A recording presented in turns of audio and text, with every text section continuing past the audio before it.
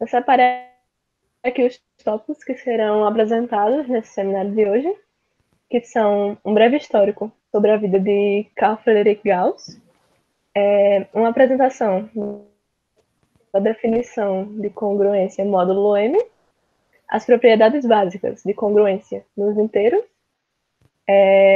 uma aplicação em um exemplo cotidiano e, por fim, os critérios de divisibilidade. Carl Friedrich Gauss. Ele é bem conhecido, né? Tanto na matemática como em áreas afins, como física, por exemplo.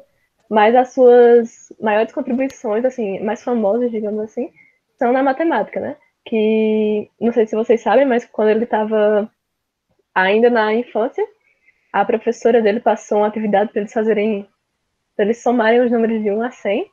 E ele, diferente dos demais alunos, somou de uma forma diferente, somou o primeiro com o último e assim foi seguindo e acabou descobrindo a fórmula da soma de uma progressão aritmética, dos termos de uma progressão aritmética.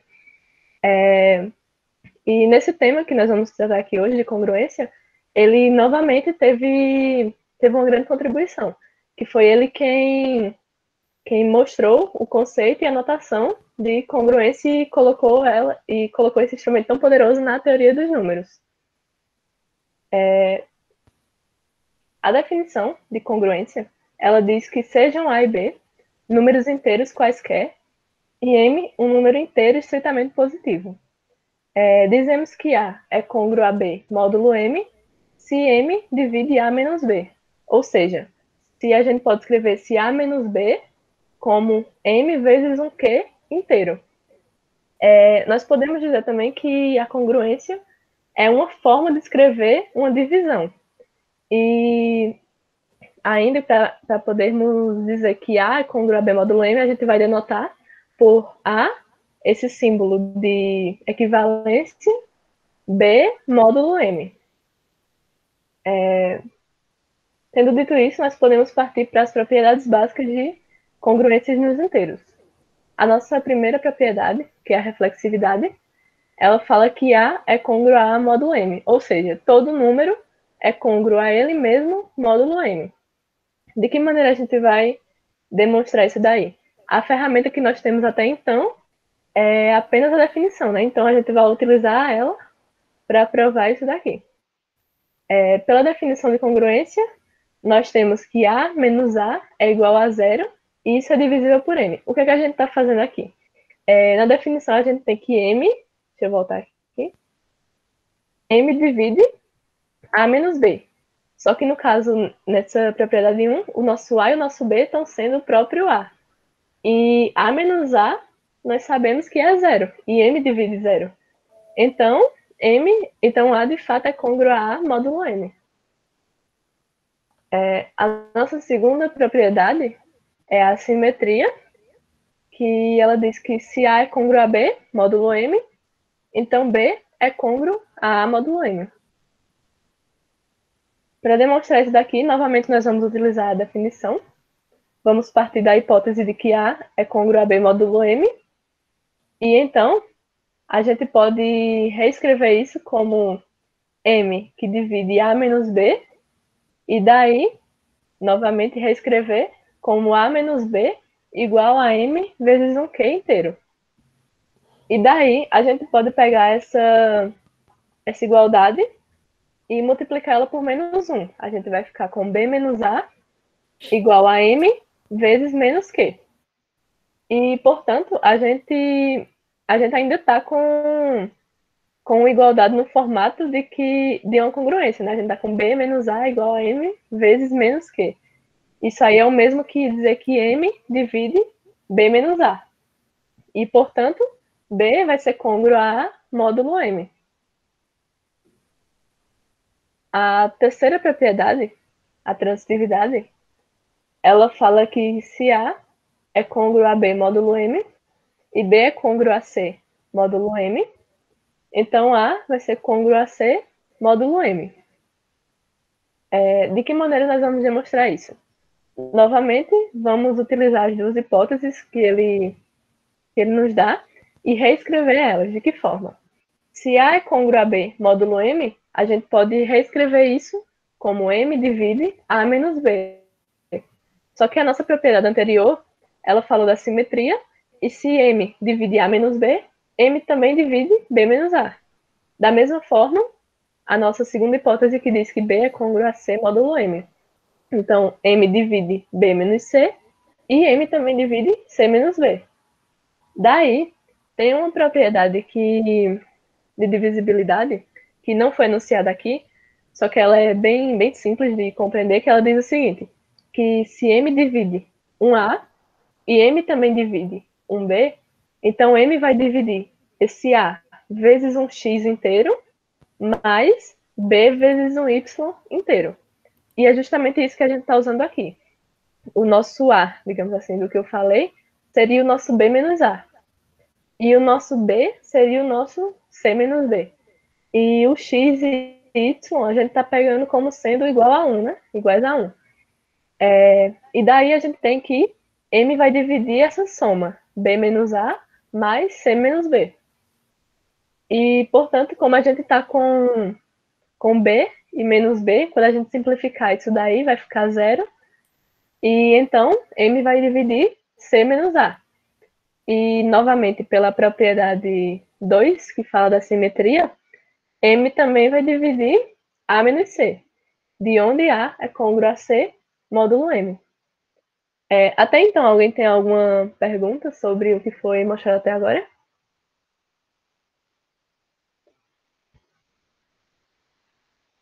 Creio que não.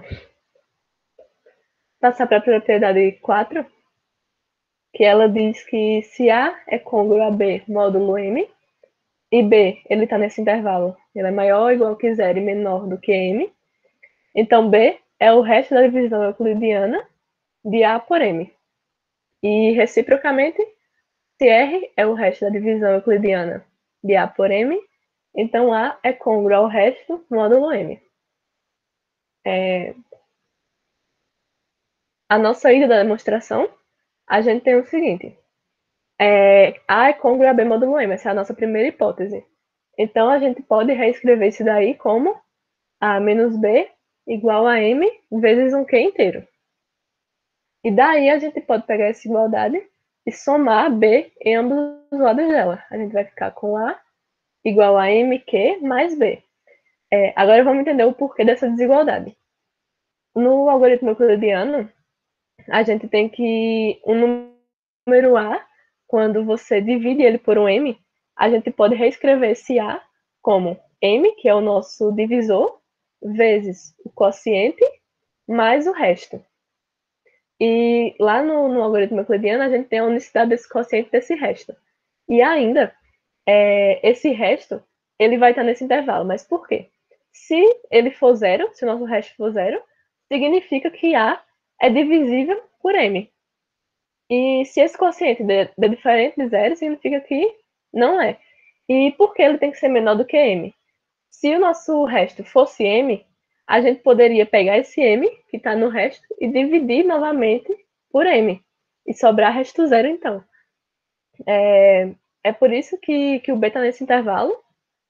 E, novamente repetindo, pela unicidade do quociente do resto, nós concluímos que, de fato, B é o resto da divisão euclidiana de A por M. Já a recíproca, nós vamos partir de que R é o resto da divisão euclidiana de A por M. Então, nós podemos escrever A como M vezes um Q1 mais o resto. E então, a gente pode subtrair R nessa igualdade em ambos os lados. E vamos ficar com A menos R igual a M vezes um Q1. E daí, a gente conclui que M divide A menos R. E então, A é congruo a R módulo M. A propriedade C5, ela diz que A é congruo a B módulo M, se e somente se A e B possuem o mesmo resto na divisão euclidiana de A por M. Eu creio que essa propriedade C5 ela seja uma das mais importantes das que vão ser apresentadas hoje, porque nos exemplos que utilizam congruência, essa é a propriedade principal que a gente sempre usa, acaba usando até de maneira automática, porque as questões elas pedem realmente que seja usado isso, e ela também não é tão complicada de compreender. Ainda, na nossa demonstração, nós vamos partir de que A é congruo a B módulo M. E então a gente pode reescrever como A menos B igual a M vezes um Q inteiro. E então a gente pode somar B em ambos os lados dessa igualdade. Nós vamos ficar com A igual a MQ mais um B. E daí, digamos que Q1 e R sejam o quociente e o resto da divisão euclidiana de A por M, respectivamente. Então, nós vamos ter A igual a M vezes Q1 mais o resto. A gente está fazendo aquilo, ele reescreveu o A como o seu divisor vezes o quociente mais o resto. E, pelo que eu havia dito anteriormente, esse resto ele vai estar nesse intervalo, entre 0 e M. E daí, dessas duas últimas igualdades, elas estão tá A igual a uma coisa, na segunda também tá A igual a outra coisa. Então a gente pode, já que ambas são iguais a A, pode juntar as duas. A gente vai ficar com B mais MQ igual a MQ1 mais R. Daí a gente, fazendo as manipulações algébricas, podemos passar o MQ para o lado direito da igualdade e colocar o M em evidência. E a gente sabe também que esse Q e esse Q1 eles são números inteiros. E os inteiros eles são fechados com relação à subtração. Então, quando a gente subtrai Q1 menos Q, isso também vai dar um número inteiro.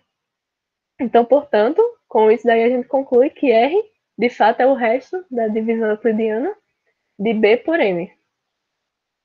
Já a volta da nossa propriedade, a gente vai partir de que A e B possuem o mesmo resto na divisão euclidiana por M, para poder chegar em A congruo a B módulo M. Pela hipótese, nós podemos escrever A dessa forma, M vezes Q1 mais um R, e o B nós podemos escrever como M vezes Q2 mais um R. E daí, se nós pegarmos essas duas igualdades e subtrairmos, nós vamos ter A menos B igual a M vezes Q1 mais Q2. Os restos, eles se cancelaram quando a gente fez essa subtração. E, novamente, Q1 e Q2 são números inteiros, então os inteiros eles são fechados para soma. Então, esse número aí também vai ser um inteiro. E daí nós concluímos que A é congruo a B módulo M, de fato, assim como dizia a propriedade. Até então, alguém tem alguma pergunta sobre o que foi exposto até agora?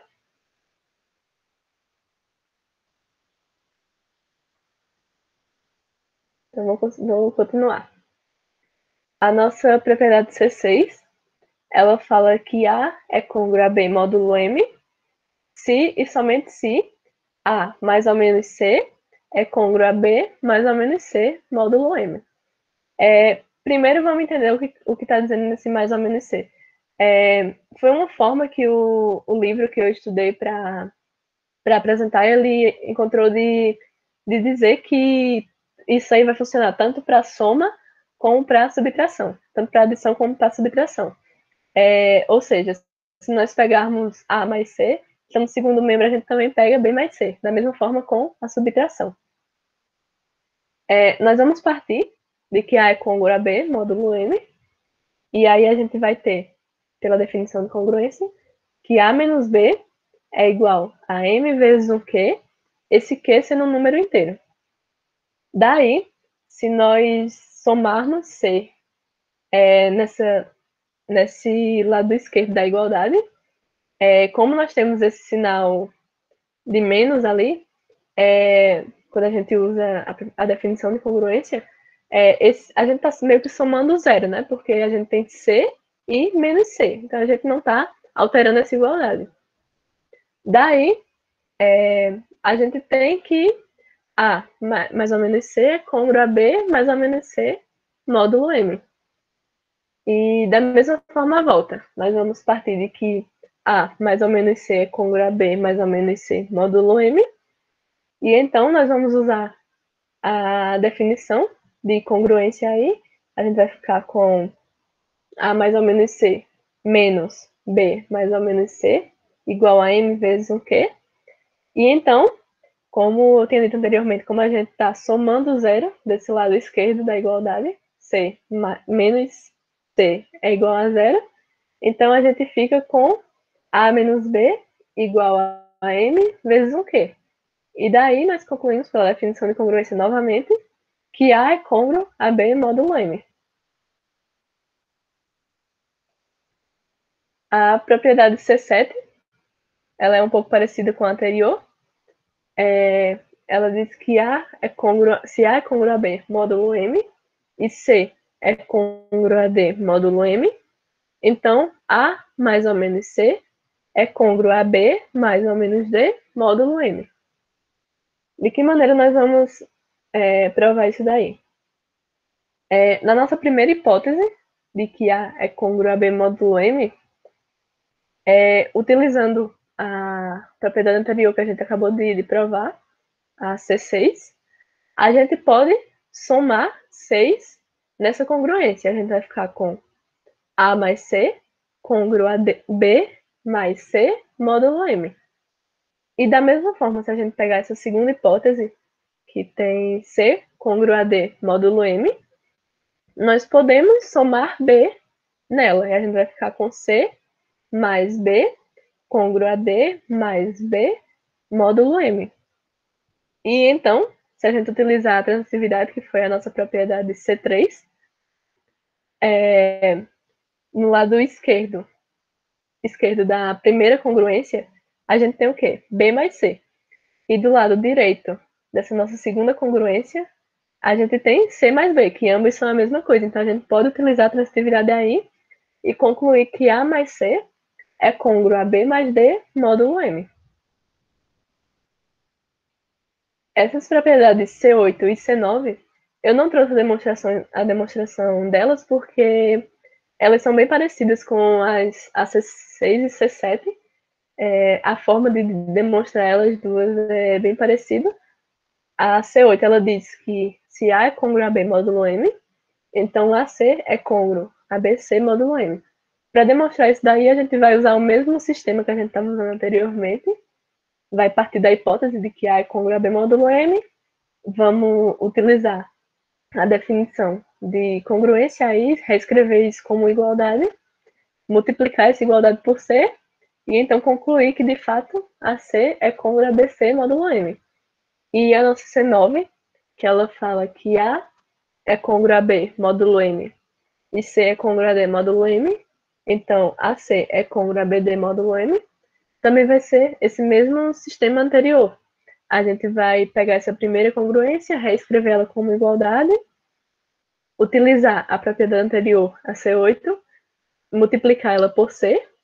Vamos fazer essa mesma coisa na segunda congruência, de que C é congruo a D módulo M, reescrever ela como igualdade e multiplicar por B, utilizar a transitividade e então concluir que AC é congruo a BD módulo M. A última propriedade de congruência, a C10, ela fala que se AC é congruo a BC módulo M e o MDC de C e M é igual a D, e esse D é maior do que zero pela definição de MDC, então A é congruo a B módulo M dividido por D. Bem, primeiro eu gostaria de explicar o porquê desse MDC de C e M ser D e D ser maior do que zero. Na definição de máximo divisor comum, o máximo divisor comum de dois números, ele vai ser maior ou igual que zero. Ele só vai ser zero no caso que a gente pegar o nosso C e o nosso M sendo iguais a zero. Isso aí por definição mesmo. E então, nesse caso aí, a gente não tem C e M iguais a zero. Por quê?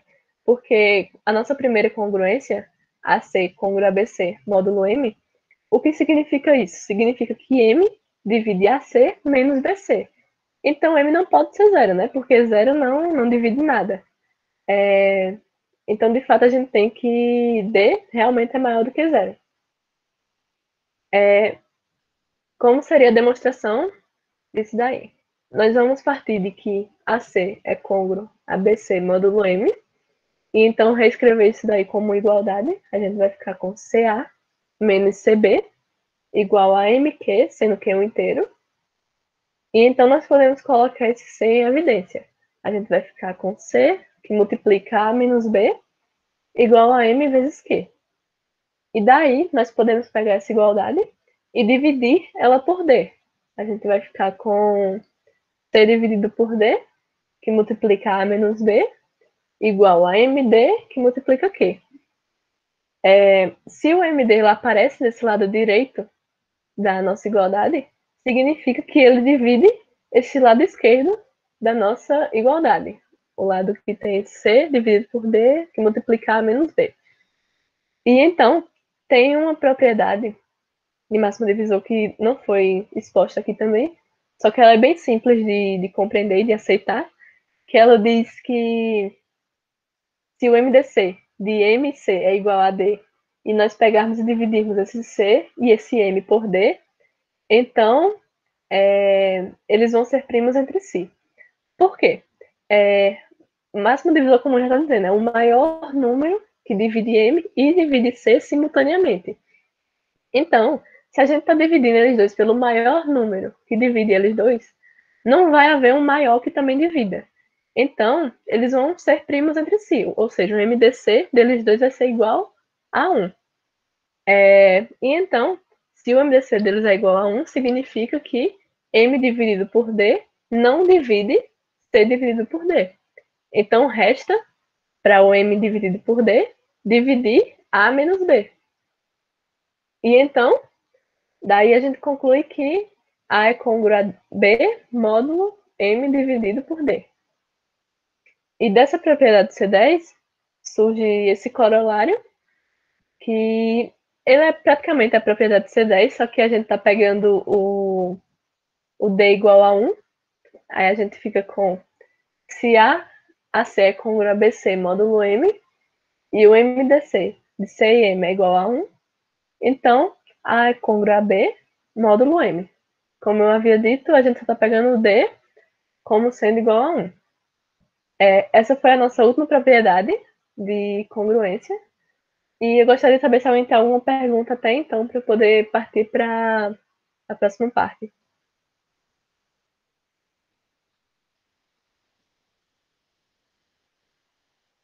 Creio que não, né?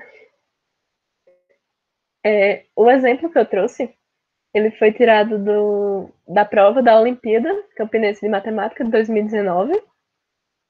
E ele diz o seguinte: em 2019, o feriado de 7 de setembro cai no sábado.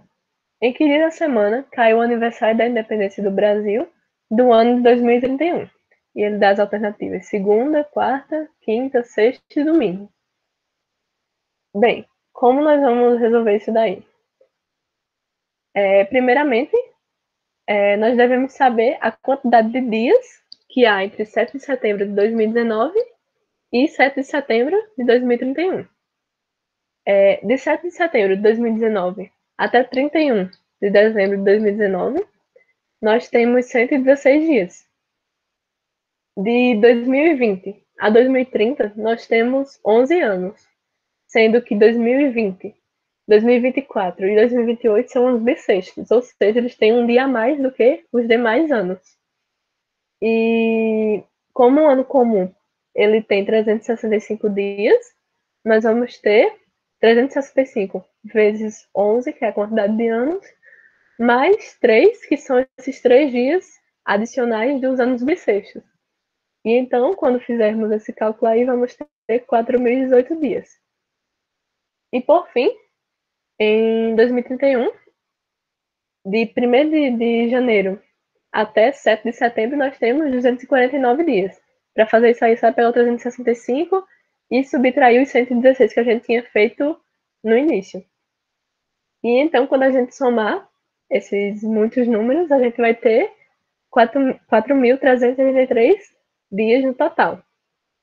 Então, com essa informação, nós já podemos começar a resolver a questão de fato. Primeiramente, a gente vai dividir esse 4.383 por 7. Por quê? Porque 7 é a quantidade de dias que tem em uma semana. Então, a gente vai ter. A gente está usando o algoritmo da divisão euclidiana aí. 4.383 igual a 7 vezes 626 mais 1. Daí a gente pode subtrair 1 em ambos os lados da igualdade. A gente vai ficar com 4.383 menos 1 igual a 7 vezes 626. E daí, essa nossa última igualdade, ela está naquele mesmo formato de congruência que a gente vinha vendo anteriormente. E o que ela significa? Significa que 4.383 é congruo a 1 módulo 7. A gente vai utilizar essa informação para poder terminar a questão. No início da questão, ela tinha dito que o feriado de 7 de setembro de 2019 caiu num sábado. E daí, vamos observar a seguinte tabela. Como o 7 de setembro de 2019 caiu no sábado, o sábado vai ser o nosso dia zero. E então, seguindo, a gente vai ter domingo como dia 1, segunda dia 2 e assim sucessivamente. Por que começa com o zero e por que no sábado? A gente anteriormente fez uma divisão por 7, lá em cima, na segunda linha. E quando a gente tem uma divisão por 7, vamos pegar primeiro um exemplo menor. Por exemplo, com 2. Se a gente tem uma divisão por 2, a gente pode obter de resto aí 0 e 1. Por quê? Porque se o número for divisível por 2, no caso se ele for par, o resto vai ser 0. Mas se não for, o resto vai ser 1. São as duas únicas possibilidades. Da mesma forma com o 3. As possibilidades de resto são 0, 1 e 2. E quando a gente for para o 7, vai ser o mesmo sistema. Nossas possibilidades de resto vão ser 0, 1, 2, 3, 4, 5 e 6. E daí, nessa divisão que a gente fez anteriormente, quando a gente divide esse 4.333 por 7, a gente obtém esse quociente 626, que significa que desse dia 7 de setembro de 2019 até 7 de setembro de 2031, tiveram 626 semanas. E então, após passarem essas 626 semanas, sobrou ainda o resto 1. Ou seja, não chegou a concluir mais uma semana. Ele parou no 1. E o nosso 1, na nossa tabela, é o domingo. Logo, esse feriado de 7 de setembro de 2031, ele cairá num domingo. E não sei se vocês lembram que eu tinha falado anteriormente que a nossa propriedade C5, ela era uma das mais importantes, porque a gente sempre utiliza ela nesse tipo de questão. E em que momento a gente utilizou ela? Eu fiz essa explicação do sábado, domingo e tudo mais, só que não seria necessário, porque nessa parte onde tem o ou seja, 4.383 é congruo a 1 módulo 7, daí a gente já poderia concluir que ele cai no domingo. Por quê? Porque 4.383, quando dividido por 7, deixa o mesmo resto que 1 dividido por 7. Que no caso é resto 1, em ambos os casos. Então, daí a gente já concluiria que esse feriado de 7 de setembro de 2031, ele de fato cai num domingo. A nossa próxima e última parte, que são os critérios de visibilidade, para poder falar disso daí, a gente primeiro vai dar uma olhada nisso aqui, de que todo número natural n, ele pode ser escrito como uma sequência desse tipo aí. A0 mais A1 vezes 10 mais A2 vezes 10 ao quadrado até AR vezes 10 elevado a R. E esses coeficientes, A0, A1 e AR, eles são maiores ou iguais a 0 e menores ou iguais a 9. Como seria um exemplo disso? O número 123, por exemplo. De que maneira nós poderíamos escrevê-lo dessa forma? O nosso 3 vai ser o nosso A0, né? Porque a gente tem 123, seria 3 vezes 10 elevado a 0. E 10 elevado a 0 dá 1, então sobraria só o 3. O nosso 2 seria o nosso A1, que ficaria 2 vezes 10 elevado a 1. E o nosso 1 seria o nosso A2 vezes 10 ao quadrado. Seria o nosso A2, que ele vezes 10 ao quadrado, quando nós somássemos isso, esse 1 vezes 10 ao quadrado, mais 2 vezes 10, mais 3, a gente tem o próprio número 123. Eu não trouxe a demonstração disso daí, mas eu creio que seja um fato que muita gente deve conhecer. É bem simples também. E nós vamos utilizar isso daí para poder demonstrar os critérios de divisibilidade por 2, por 5, por 10 e por 10 elevado a R. Essa demonstração que eu trouxe é a demonstração do critério de divisibilidade por 2. Eu não trouxe as demais demonstrações, porque eu quis fazer de uma forma que essa demonstração ela também sirva como base para os demais. E só vendo esse formato de demonstração, a gente pode concluir as demonstrações dos outros critérios, desses outros critérios que estão aí, 5, 10 e 10 elevado a R. Primeiro, como nós tínhamos dito no slide anterior, n sendo um número natural, nós podemos reescrever ele dessa forma. N igual a 0 mais A1 vezes 10 mais A2 vezes 10 ao quadrado mais AR vezes 10 elevado a R. Daí, a gente pode subtrair A0 nessa igualdade, e aí a gente vai ficar com N menos A0, e do lado direito da igualdade, o A0 vai cancelar, porque vai ficar A0 menos A0. E vai restar apenas A1 vezes 10, mais A2 vezes 10 ao quadrado, mais AR vezes 10 elevado a R. Daí, desse lado direito, na igualdade, nós temos várias potências de 10. Então, a gente pode colocar o 10 em evidência desse lado direito. A gente vai ficar com 10, que multiplica A1 mais A2 vezes 10, mais até AR vezes 10 elevado a R a menos 1. E então, se a gente chamar esses números que estão dentro do parêntese de m, fazendo m igual a A1 mais A2 vezes 10, mais AR vezes 10 elevado a R menos 1, nós temos o quê? Que m menos A0 vai ser igual a 10 elevado a 10 vezes m. E então, nós sabemos ainda que 10 é igual a 2 vezes 5 vezes m. Então, o que a gente conclui dessa última igualdade? Se o 2 ela aparece desse lado direito da nossa igualdade, então 2 ele divide n menos A0. E o que significa dizer que 2 divide n menos A0? Que n é congruo a A0 módulo 2. E então, pela aquela propriedade C5, n e A0 eles têm o mesmo resto na divisão euclidiana por 2.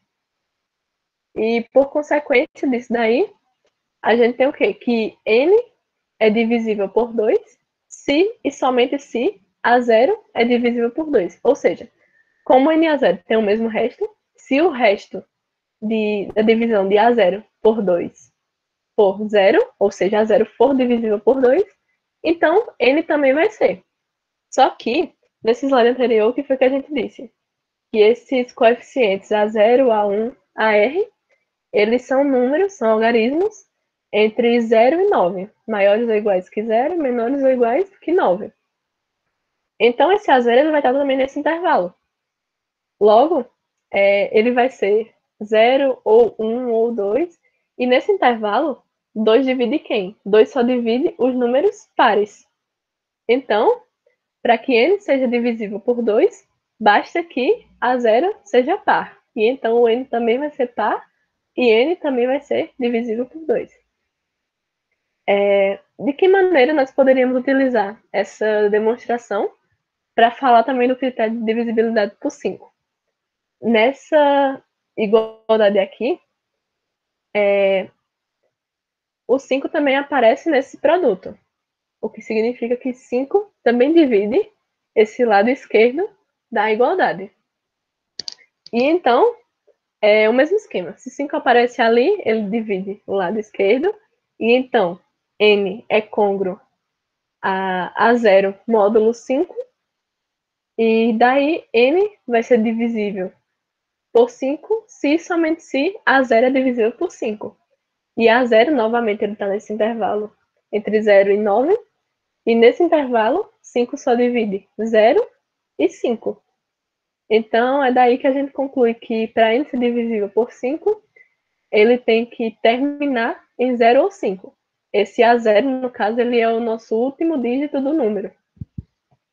E já sobre o critério de divisibilidade por 10, a gente utilizaria essa igualdade aqui, antes de quebrar esse 10 em uma multiplicação, a gente usaria o mesmo sistema anterior.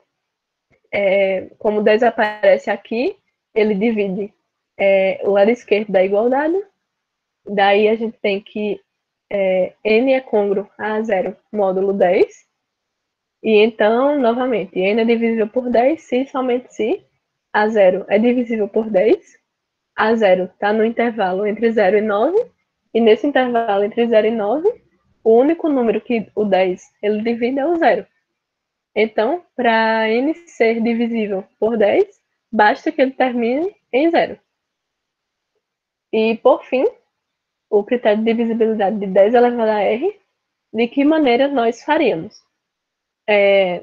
Vamos supor que nós quiséssemos fazer a demonstração da divisibilidade por 10 ao quadrado, por exemplo. Como a gente faria?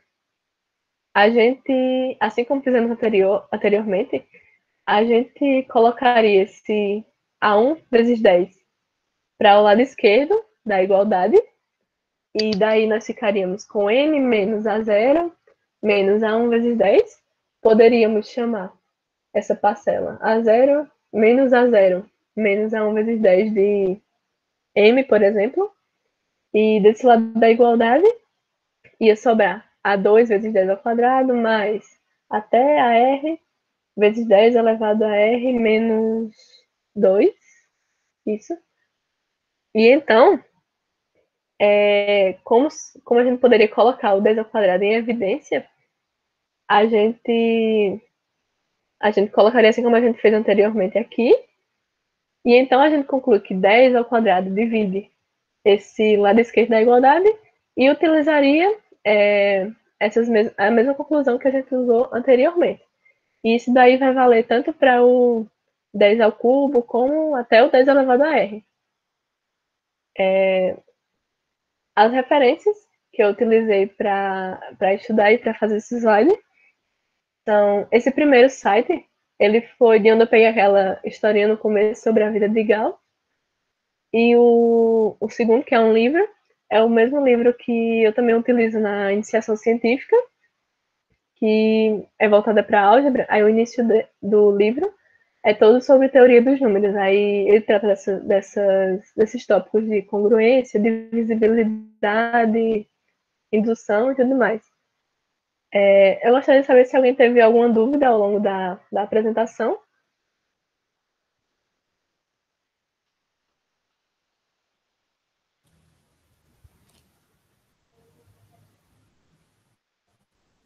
Alguém?